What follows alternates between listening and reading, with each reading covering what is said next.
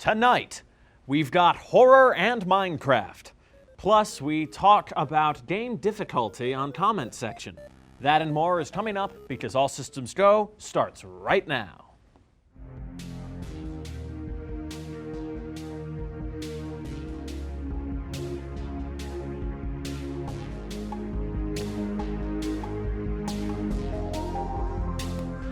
Hello and welcome to All Systems Go. I'm your host, Nathan Welsh, and our goal tonight is to distract you from this very intense week. But first, let's get into the news. In a development that absolutely no one saw coming, a movie theater chain has lost a lot of money in 2020. The largest movie chain in the world, AMC, reported a 90% drop in revenue over the fiscal year. Last year, they had a revenue of over $1 billion, but they have now reported a mere $119.1 million in 2020. They are now trying to raise enough capital to stay afloat and support the 539 theaters they still have open in the U.S. One avenue is a deal with Universal that will lower the time before streaming releases. Now, Darian, is the worst on the horizon? Well, I tell you what, Nathan, this is the single most expected news story of 2020. Obviously there's a because no one wants to go to the theater. What are they going to go see? Tenet, which no one seemed to like, Unhinged, which no one seemed to care about, or a bunch of old movies that they're bringing out that people have already seen 20 million times? No way. The fact that Regal had the right idea by closing all their theaters down when they did, because there's nothing left to get people going to the theaters. AMC staying open is putting the movie theater industry at large at risk. It's putting their customers at risk. It's putting their employees at risk. I think they just cut their losses and just close everything now. Like 539 theaters, that's too many. And like people aren't even going to them. They're just putting people at risk for no real reason. They need to just cut their losses, close it down. Thank you, Darian. Unfortunate news for all of you VR lovers out there. Sony has said that no VR games will be released in the near future on PS5. That does not discount new titles on the PS4, however, and VR titles can be played on the PS5 via backwards compatibility. To do so, you'll need an adapter for the PlayStation camera from your PS4, which can be ordered for free by PSVR owners. VR games also won't be getting any upgrades on the new console. There may be more for the PS4 on the horizon with the PS5, just not yet. Corey, how do things look for the headset now? Not very Gucci, Nathan. It seems like there are a lot of ways Sony could have worked the VR into the PS5.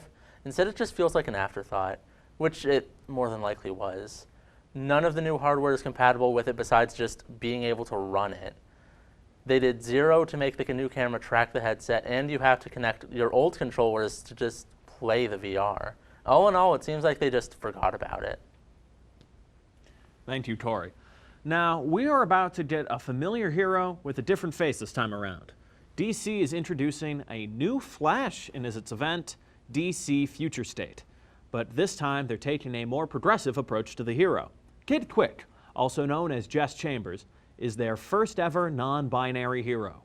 They're debuting in the holiday-themed feature, DC's Very Merry Multiverse, that's coming out on December 9th. DC has plans to promote the hero to the Flash in the Justice League later on in the series, around January 2021. Jeremy, as a weekly comics reader, what should we know? Now, as cool as this is, I'm going to have to temper your expectations a little. So DC Future State is basically a 2-month event, and then they're going to throw it all away. But during this time, they're diversifying a lot of their characters. Well, that's exciting, but I don't think they'll stick around in the long term. Of course, the way comics work, if a character has a lot of fans, then they can come back. So if you love this new Flash or any of the new takes on the DC superheroes, be sure to support that book and let them know. When we come back, we've got Ghosts and Ghostrunner.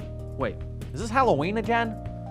Then, a hard-hitting talk about hard games. We'll be right back with more ASG than you can handle. Ghostrunner is a new game about running, sliding, and slicing your way through a cyberpunk world. But is it any good? I'll let Darian's review answer that question.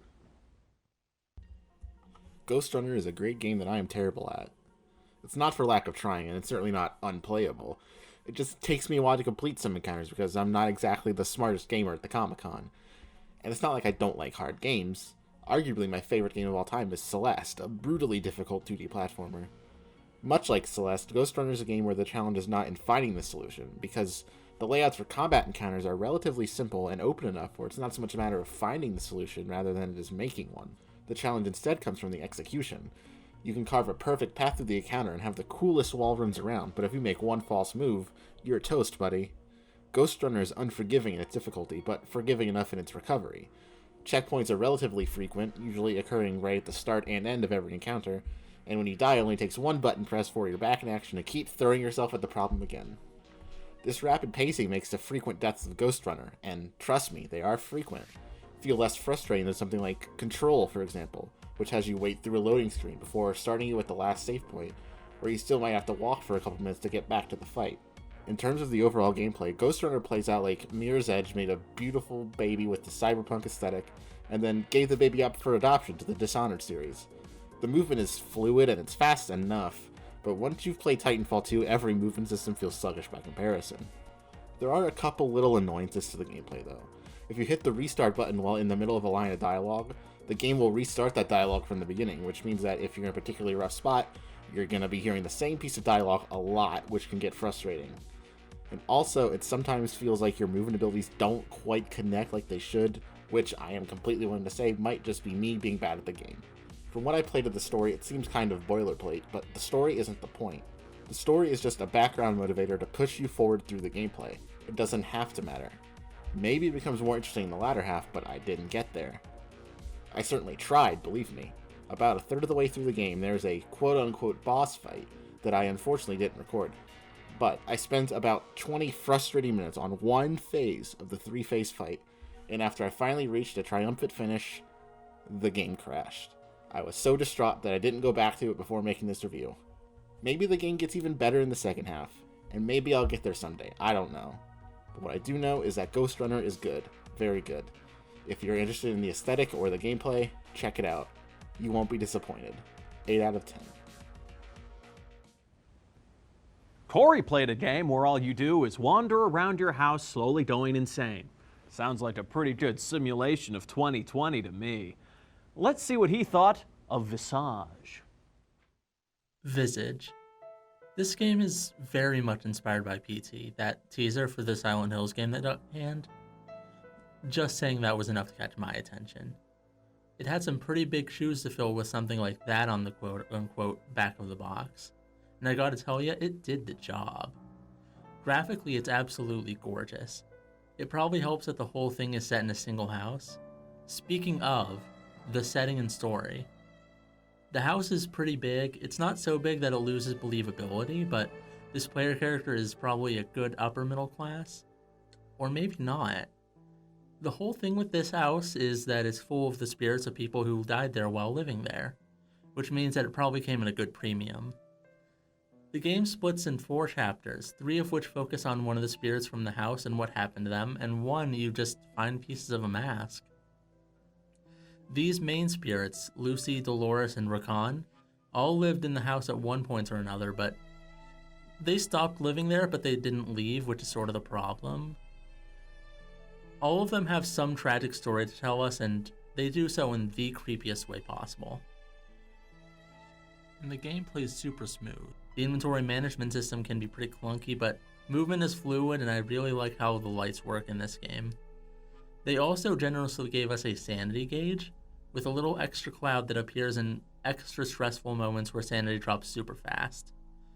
It also feels a little odd running this with a controller, having to swap between like hands and items and inventories and whatnot, but not much I can do about that. I was on PlayStation. Maybe it's better on PC. My last problem is, while there is a nice like no HUD outside of menus, these weird little hints pop up to tell you like your lighter's almost out of fluid, and it's kind of annoying.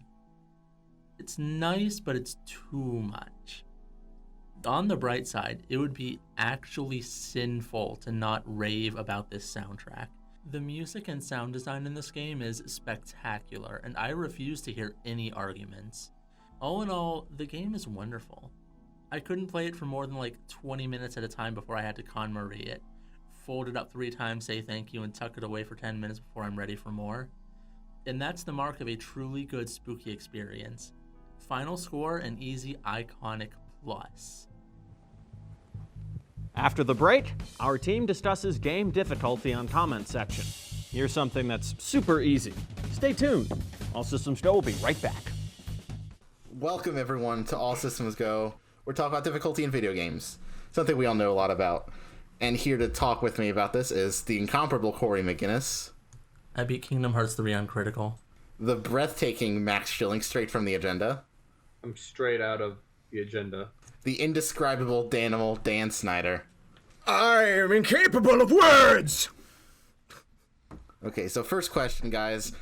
Does difficulty affect your enjoyment of a video game? Absolutely it does. When the game is designed to be hard and that work pays off, that effort from the developers pays off, that makes me enjoy a game a lot more than a game that's just poorly designed and hard simply because it's a broken game. Corey, what are your thoughts? 'Cause I know that you're the big Soulsborne player among us, and those games are definitely very difficult. They are very difficult, but they're also like super balanced. It's hard. That's the point. It's hard. And we like it. But then some games like The Last of Us is like, it doesn't need to be that hard. It's about the story. Okay, so overall, do you guys prefer having selectable difficulty settings, or would you rather have just like one fixed difficulty? I can appreciate a game that has a single story and only one set difficulty. When difficulty is done really well in that single storyline, that's when there's a huge payoff. I do appreciate it when the opportunity to play a harder version of the game that the devs have worked on is there, because then you just can enjoy the game so much more because you have that much more investment in it. I think there's a bit of a push and pull with it, because some of them you'll have only the one difficulty, but it's like super well balanced. But then you'll have other ones that have those difficulty options, and all they do is just make the enemy stronger and you're a little weaker. I think the argument for that, though, is that like it does kind of encourage you to try and like experiment and keep pushing at the game to try and get better at it. Which, like, I feel like that should be like the normal role of difficulty if it's done well. If the only way to beat the challenge is just don't get hit, then it's kind of bad. That actually is what Borderlands 2 was when Ultimate Warhunter mode first came out. They made it so difficult that you could be max level, you'd be one shot by a grunt. Then Gearbox had to come out, revamp it, and apologize publicly. That made me have to put down the remote and say, there's no point in playing this. So how has your relationship to game difficulty changed over time? Like, have you gotten more or less tolerant of difficulty that's like too high or too low or whatever? I have always been a gamer.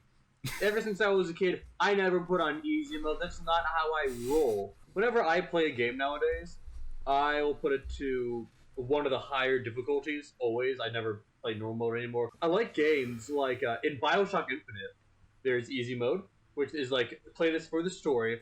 There's normal mode, and they're like, play this if you've done a first-person shooter. Then there's a hard mode, and it says, this is how Bioshock Infinite was meant to be played. Seeing that makes me think, okay, this is what they want.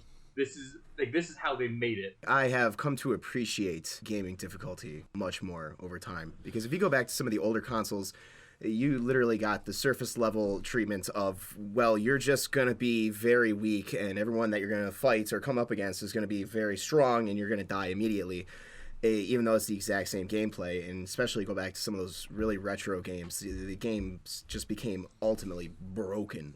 So I appreciate how difficulty has advanced and evolved over time, where games are now specifically designed to be difficult instead of just creating a broken difficulty for a game. Yeah, there has definitely been like a cultural shift around difficulty, because you went from like the NES era where Nintendo would like localize games in America and specifically make them easier because they thought that Americans could not handle that difficulty. And also like you didn't have the internet to look up like tips and tricks or whatever. And now you have games that are released with like their whole gimmick is that they're really hard and people like eat them up. Obviously, I've gotten better at dealing with difficulty. And then there are games like Dark Souls where I'm expecting the difficult challenge, so I'm buying to get that challenge. Versus, for example, Minecraft, where even though it can be difficult, I just see that as like, I go in there to build stuff and have fun. So I don't like it being difficult. Final question here. Have you guys ever quit a game because of difficulty, either too high or too low? Nah, not me. You know me. You know how I am. Yeah, you only play games on easy. Cuphead. No, okay. So I always play games in hard mode, and I played the first level. and I died a lot, and I fought the boss, and then I died some more. Then it put me to some kind of map, and I said, no thank you, and I put it down and I played a different game. That I will admit, it's shameful. I don't feel good about it. It was hard, and I don't like it. Have I ever put a game down because it was too difficult for me? No. I have put games down that were wasting my time with their difficulty. If a game is infuriatingly difficult because of sloppy design, I'll put it down. But like when a game is hard and it's designed to be difficult and it's designed to offer that challenge, it's not going to make me put it down and stop playing. I'm looking for challenge and I want it. I've never put down a game just because it was hard. I might set it aside and come back to it like 2 days later, but I never just drop it. Wow, you're more of a professional gamer than Max is, clearly. I know. I beat Cuphead. I mean, that seems like a good place to stop. Thank you, everyone, for watching the panel.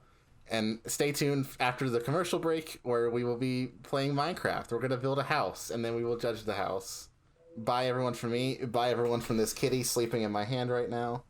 Everyone else, you can say bye. Bye. Bye. Bye.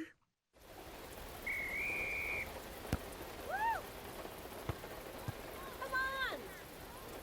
Go, Diane! Yeah, keep it going! Yeah! Go, honey!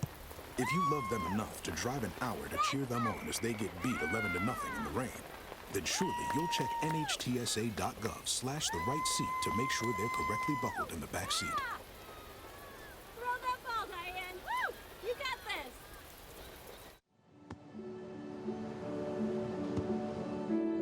I don't remember how it started. Go to that. Oh, boy. Our back and forth. It always came back. Dad! You probably don't remember what you told me, That was perfect. but I heard every word.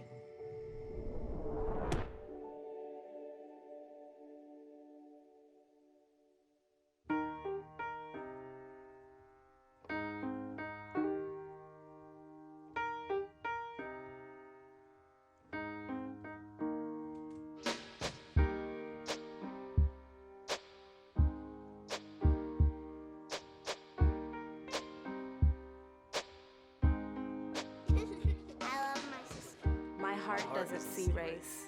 Love is love.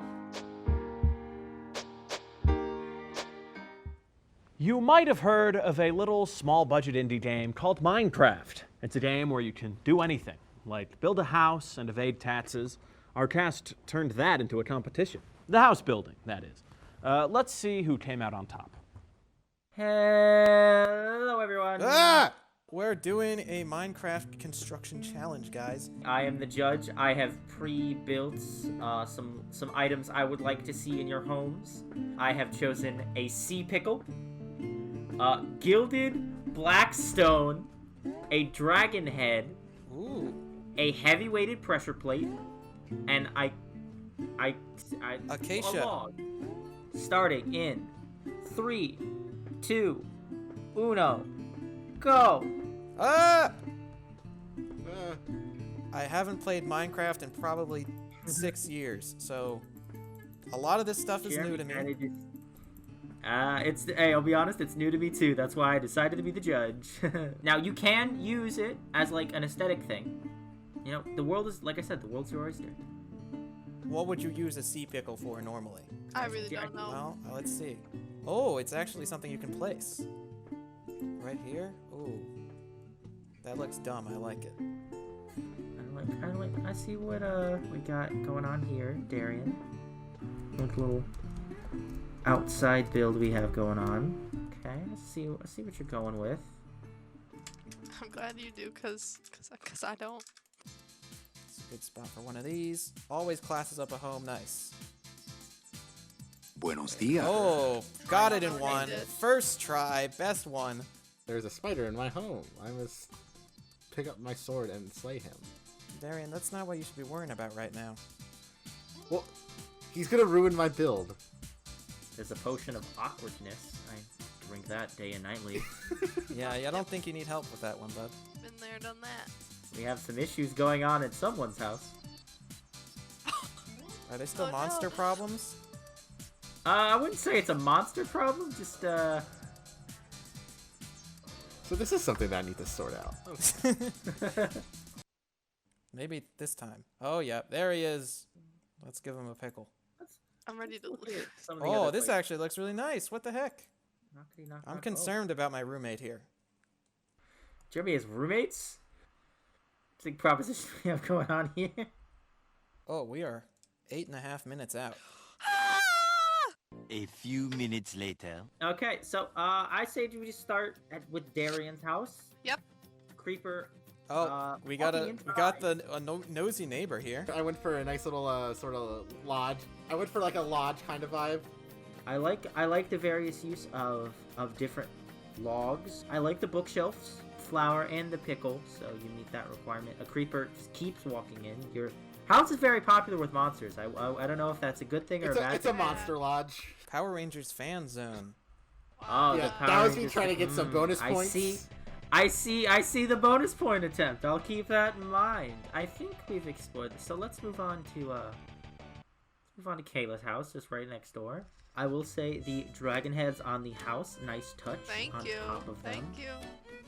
Oh, I like the ambiance you've Thank created you. here.